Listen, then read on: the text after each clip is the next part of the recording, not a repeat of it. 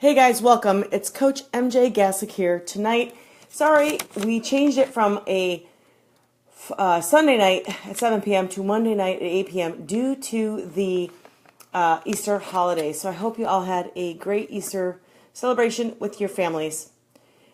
Tonight, I want to talk with you about the 7 biggest mistakes that first-time triathletes make. But I will tell you guys, I've seen a lot of experienced triathletes make the same mistakes. So I just want to cover those real quick because if you practice them now or think about them now, you can avoid these things in your races this season. Hey, Jennifer. Hey, Jim. Hey, Marcy, Nicole, Aaron, Jennifer. Thank you guys so much for hopping in. This is a great topic, and I do hope that you share this video. You share this video, you're going to get fitness and nutrition journal because you need to think big picture when you're planning your season. And even if you're using a coach, this is a great tool for you. And one thing that I'll tell you that I even did when I first started training, I tracked everything, you guys, everything, every single workout, every single thing I ate, what I did, how I felt, I tracked it all. And I did that for, I don't know, 5 or 6 years. And I kind of got lazy with it. But the problem is that when you then do see success, you forgot what you did to get there. And so that's why journaling really, really helps. So, hey, Vicky. Hey, Carlos. Thanks for hopping in. Okay, 7 biggest mistakes first-time triathletes make. Number 1, investing in gear versus yourself. Guys, guilty as charged. I totally did that because investing in gear is cool. And, well, I'm not techie, but if you're techie, then you love that. You love getting the latest and greatest and the newest toy that's out there because you think it's going to make you great. It's not true. If I had to do it over again, guys, so I went from a road bike to a tri-bike. I think that's the right thing to do. But what I did next was to purchase a set of Zip race wheels. And I love them. Still have them. They're great. Cool. Did they help my time very much? No. Nope. I could have gotten a power meter. I think that would have been more beneficial, and they were about the same price at the time. I could have hired a coach. That would have been very beneficial. A little more money, I think, on that end. But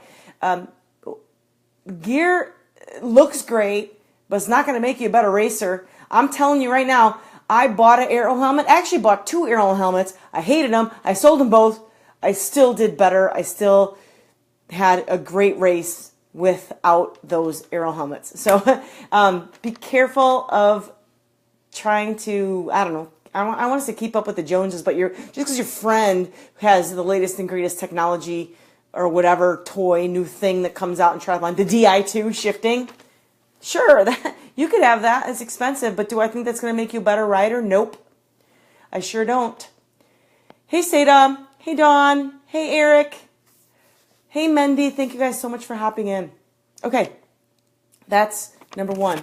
Oh, in case you guys don't want to write this down, take these notes, I created another bonus for you. If someone could type this in the comments, it's TriRightCoaching.com/bonus. Get used to it, right? I cover all of these mistakes, but I go into a little bit more depth of them. So you don't have to write these down or whatever. You can just go to that bonus page and you can download that for free and refer to it from time to time. You probably only need to do it once or twice, but you took off 27 minutes. Yes, dog. Yes, you did, girl. And that was phenomenal. Phenomenal. Using what you have as long as it's good. Yeah. Yes, Marcy. You know what? Again, gear is, you have to have a certain amount. You do have to have a certain basic amount. Like going from a road bike, a big clunky road bike that was entry level to a nice carbon tri-bike. Yeah, that made a difference. That one was important. But then there's a lot of all these other things. Okay, so you got the general entry level speed play, or you could get the speed play 0 and you save X amount of grams. Really, guys? I mean, like, you can if you have that money to spend. Same thing with going from Dura-Ace to Ultegra cassette or brakes. I mean, you could do that, but how much is it really going to save you time-wise, right? Not a whole lot. You're better off investing in yourself. train the engine, not the machine. Is that the same thing? I don't know. I don't know what the saying goes. Hey, Pauline. Thank you, Nicole, for typing that in. Woohoo! Okay, so you could download this. You don't have to write us all down. All right, number 2, losing your bike. Again, guilty as charged. Okay, so I've done these. I was new too. So when I was new to triathlon, guys, I didn't know anybody in triathlon. I quickly made some friends through a local tri club that no longer exists. But I lost my bike in transition, and I remember it was Terre Haute? I think it was Terre Haute. And I was running back and forth down the same aisle, and the volunteers were like, "What does your bike look like?" I was like, "It's black." Okay, yeah, they all look black when you just came out of the swim. I didn't do the run through. I spent so much time talking to people and, making friends and all that stuff. I did not do my walkthrough. So one of the things that you want to do when you set up your transition area is do a walkthrough. So set your stuff up. Go to the swim exit, like where you come into transition. Find your bike. Count the aisles over, right? Count the racks. Count the rows. Find out where you are. Look at it so that you remember it when you come out of the swim. And then go to the bike in, right? So you bike out, blah, blah. When you come back to bike in, you still got to find your transition spot again. So do it twice, because a lot of times those are on different sides of the transition area. So just because you can find it coming in from the swim doesn't mean you're going to be able to find it coming in from the bike. Do it both ways. I sometimes go 3-4 times to make sure that I know it. And then the other point that I put in, it's actually, there's definitely some bonus info in the bonus. There's some extra info. I'm not going to cover it now, but there are some other tips I can give you to making sure that you find your bike in transition. So in order to get that, you got to go to TriRightCoaching.com/bonus, and I wrote all that in there for you. All right. Hey, Mark, thanks for hopping in. Number 3, using transitions as a break room. Guys, the clock is still running on transitions, and I tell this story all the time, and I'm going to tell it again because it's a good one, and it's totally relevant. I did a race, I can't remember what year it was, 2006 maybe, I think 6, I don't know.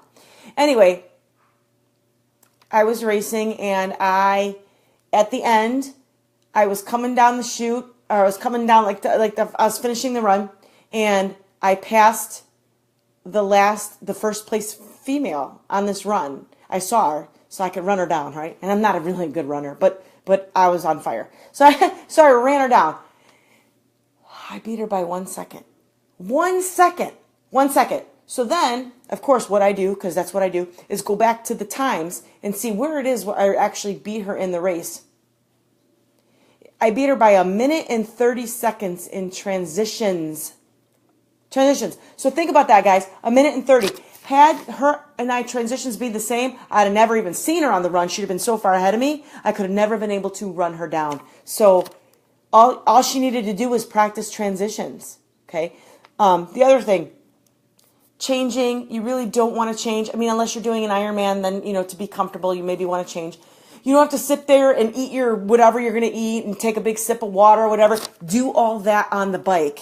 You can take in fuel. You can take in liquids on the bike and still be moving. So you want to get in and get out of transition as fast as you can. Hey, Ryan. Really, Ryan? You want to learn about triathlon? Okay, you're on. Hi, Lisa. Thanks for hopping in. All right, guys, if you want to win, this week I'm giving away this journal. Fitness and nutrition. You can put whatever you want in here. But one of the things I firmly believe in to help you succeed is to track your journey. Write it down. Because when you start to see success, you need to be able to go back and replicate what it was that you did to get that success. And if you don't remember what it was, and trust me, you will not remember after a while, you need to write it down. You could do it online, but I'm going to give this away. All you have to do is share this video. You could do it on your own timeline or to a person's page or a group page. That would be awesome too. You'll all be entered in the raffle to win that journal. You need water next time. Really, Ryan? You know what? I went out of my way for you. Don't complain. Don't complain. You probably beat her in the swim. Not really, Nicole. Not by much. And she was a way faster. She's a faster. No, you know what? I don't remember how it was anymore because I thought she was a faster runner than me. I think I got good at the run that year. No problem, Lisa. Happy that you're here. Hey, Kevin, how you feeling after tonight's workouts? Okay, so no using transitions as a break room. Oh, wait. Two things.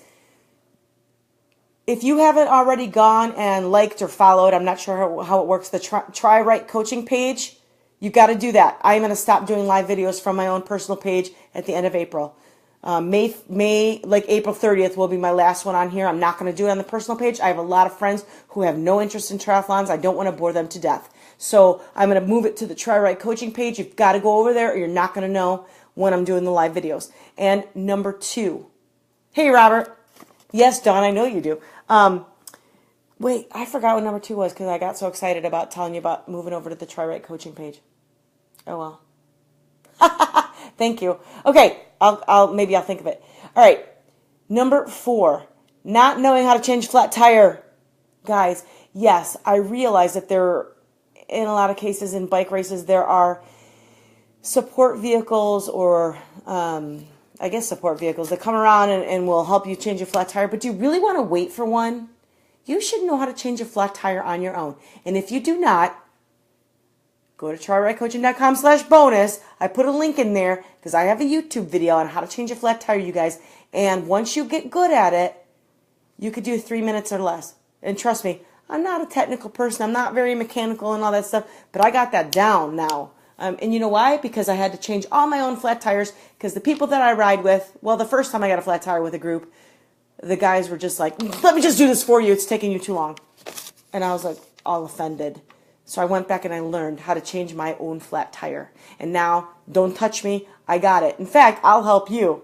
But I really don't let someone change your own flat tire unless you simply can't figure it out yourself. You need to learn. You need to be self-sufficient. So not only, okay, I always tell people that you should carry the tools and the equipment necessary to change a flat tire, but you should also know how to do that yourself. Because what if nobody else you're with knows how to do it? Or what if they just ride off without you? Oh, that happened to me once on a century ride in California. I knew nobody. Actually, I was there with 2 other people.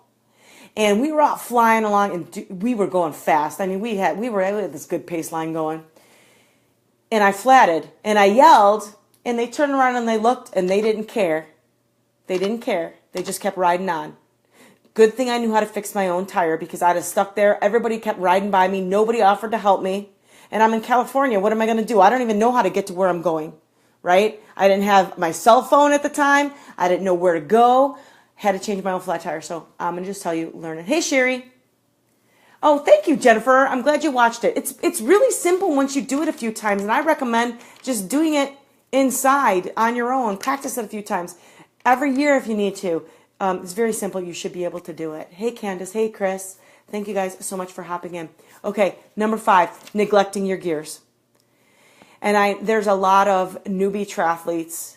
Once you get experience, I think you don't do this anymore, but there are a lot of newbie triathletes that don't ever shift, and they don't know how, and they don't know when, and they don't know why, and they don't know that your left hand is the front, the big gears, and your right hand is the rear. I mean, you've got to learn that, guys. In fact, so back in, I think it was 2007, when I was training with a group, and they were hardcore cyclists, I would shift, and I would look down at what gear I was in, and I got yelled at. Don't you ever take your eyes off the road. You should know what gear you're in whenever you shift. And I was like, whoa, what am I supposed to do? Count? Where am I at? Am I at the top? Am I at the bottom? Do I need to go from the big ring to the lower ring? Whatever. I got yelled at for, in a group ride, taking my eyes off the road, taking my eyes off the rider in front of me. So you know what happened when I got yelled at and humiliated was I learned what gear I was in when I was riding. So that doesn't happen to me anymore. Now, if I'm with you on a group ride, I'm not going to humiliate you like that, but I will pull you aside and tell you the same thing. If you're in a group ride, well, first of all, you shouldn't be drafting. I was drafting at the time. You shouldn't be drafting. You shouldn't be, especially if you're in aero bars. I was on a road bike at the time. You should never be in aero bars and drafting. It's bad. It's bad. It's dangerous. I know more people that've gotten in accidents than not who have done that. So don't do it. But once someone just tears into you like that, you learn. And so I wouldn't do that to you, but I would pull you aside and tell you you've got to practice. You got to practice on you and you got to shift. You got to know when that feeling is. And so you paid for all those gears that you have. shift early and often. Do it all the time, right? Anytime it starts to get a little too hard, a little too easy. In fact, I don't know, Jim, if you're still on this video. Hey, Brad. Hey, Alyssa. Hey, Beto. No drafting. Hey, Carol.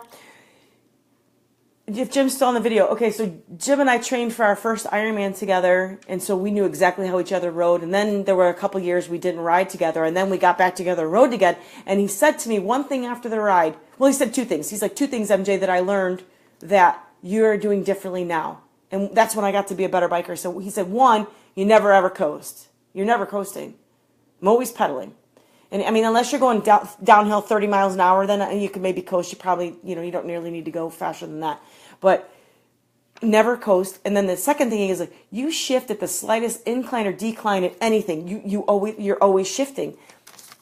Yeah, I mean, because I want to get the same effort level. I don't want to work at the same miles per hour. I want to work at the same effort level. That's a whole nother video. But anyway, don't be afraid to change your gears. That's number 5.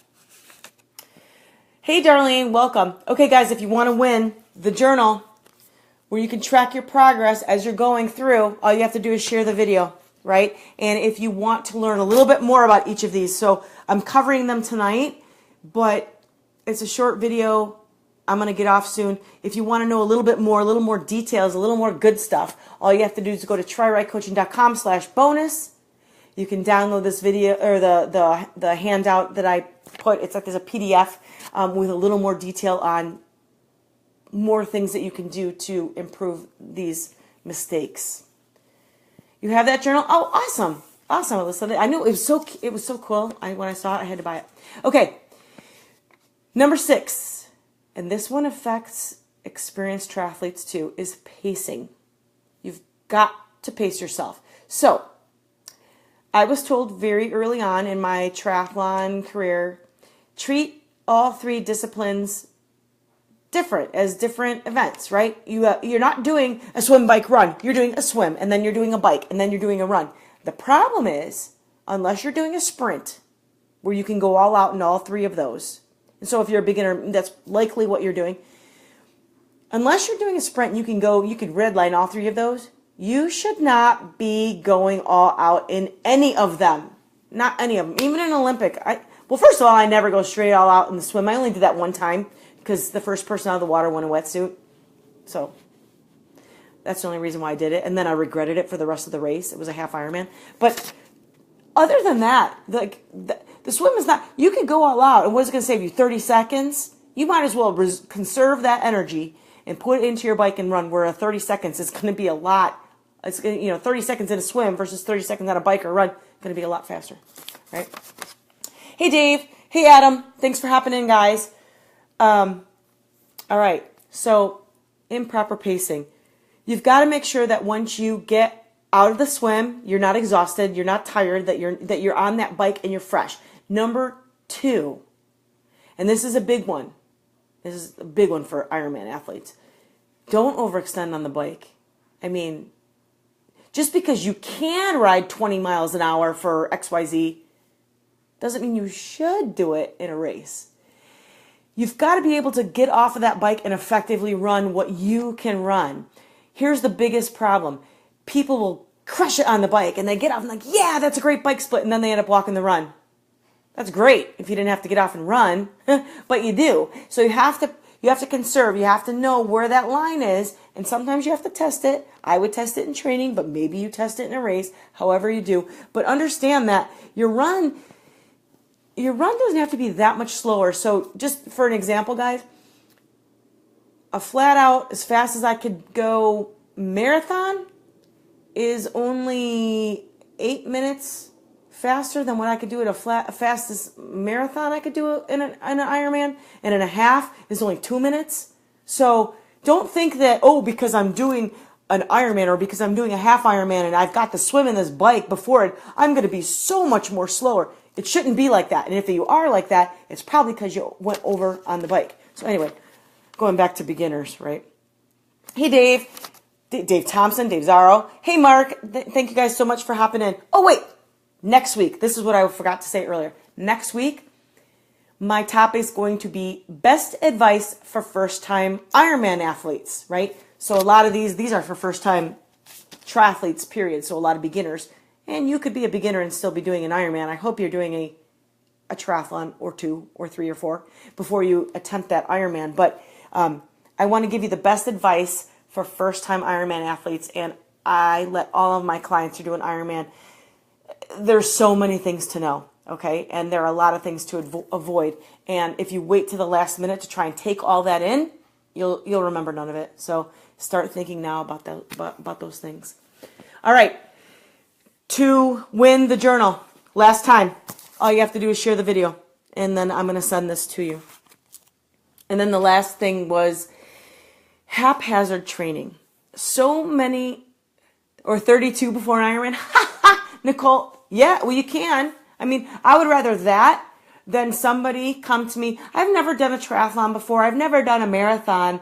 I don't really know how to swim, but I'm going to do an Ironman this year. Don't laugh, because it happens. Okay, so haphazard training. Every single workout you do, guys, has a goal. It should have a goal. It shouldn't be just, oh, well, I just feel like running 5 miles today. I just feel like it's a nice day out. I'm going to take my bike out and I'm just going to go ride. And then one thing I'll see is that because it's nice out, so now you're running outside, you're riding outside, you got that swim in, you're doing this workout, you're doing that workout. What's your plan?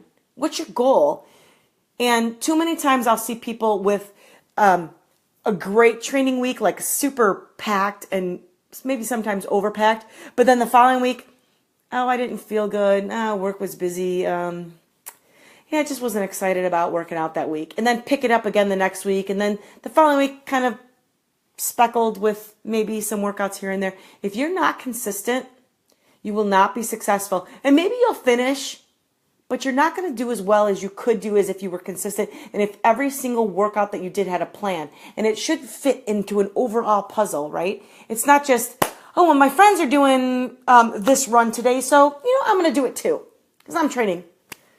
No, you're as much as I believe in group workouts and I think they're fun and I think that's a great thing to do, you still have to keep your goal in mind because you are individual. And I don't care. This is why I don't follow, I don't recommend just an overall blanket plan. It doesn't fit everybody. So you can't be haphazard about your training. You can't just guess at what you need to do. Oh, you know what? My friend was doing it. Oh, wait, here's a good one. Training for a half Ironman, doing a big brick now. And I'm talking, 30, 40 miles followed by a half-hour run in April when the half Ironman's August.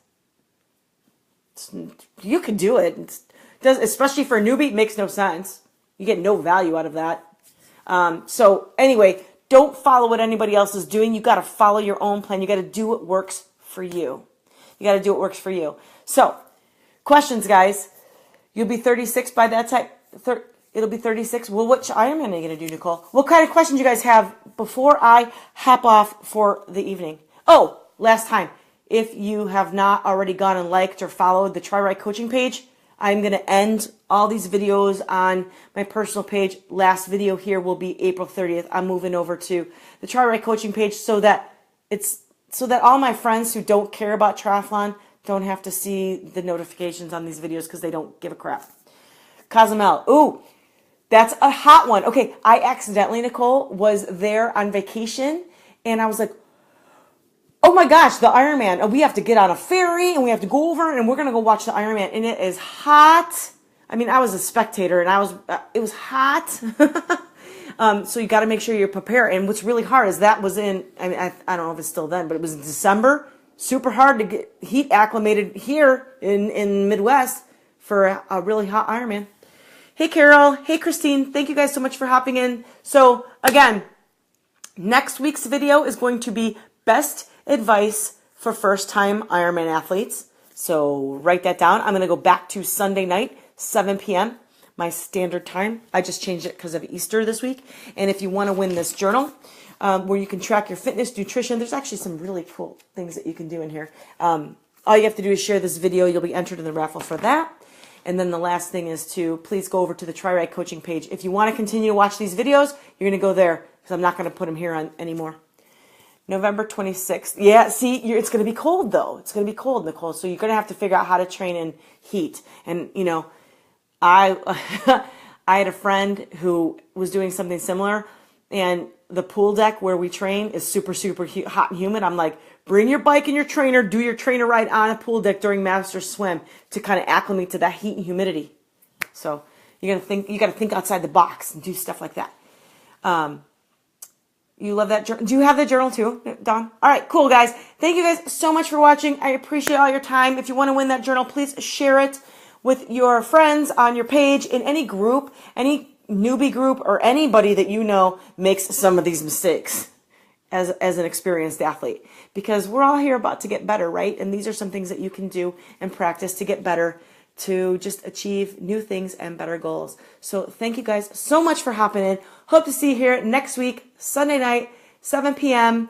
And then remember, go over to like or follow the TriRight coaching page, because in 2 weeks, or 3 weeks, I guess I got 2 more weeks here. 3 weeks, I'm going to be off this page. I'm going to go over to the TriRight coaching page. So thank you guys so much. Have a great night, and I'll see you next week.